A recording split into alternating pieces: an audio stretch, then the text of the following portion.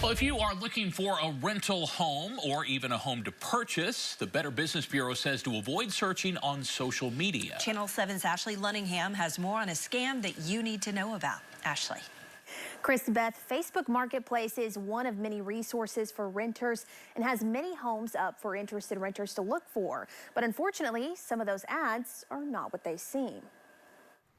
Housing rental scams are littered throughout social media, concealed well and waiting for someone to fall for their trap. Cara Carlin with the Better Business Bureau says just this year they've had 6 reports of these scams. What we see a lot of the time, and it's important to know, is that these con artists often use real photos and descriptions that are stolen from other websites. So the actual ad looks really convincing. She says they are usually looking for money. The most recent report we had, they saw a home for rent on social media. They reached out to the buyer or the owner, provided a deposit and over $900 in rent.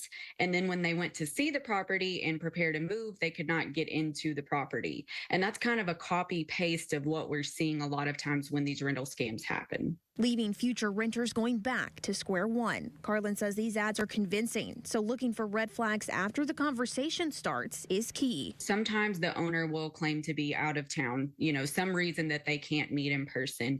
A lot of times the conversation will move to acquiring that down payment, either with the property unseen, and a lot of times they'll really rush that transaction, act now, we have other people looking at the property. Other tips: don't give money through a cash transfer app such as Venmo or Cash App to a stranger. Push to meet in person first and watch for deposits that are lower than normal or too good to be true. The scammers will pull these from legitimate listings a lot of times.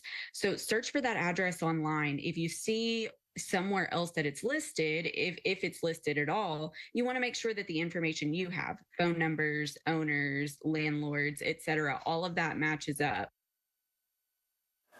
Now, Carlin says landlords will use social media to list their properties, and they can be legitimate listings. She says taking those steps to prove those are real will help you from becoming a victim in case it is in fact a scam. On your side, I'm Ashley Lunningham. Hey, good advice, Ashley. Thanks very much. And for more information and tips on how to avoid these scams, look for this story on KATV.com.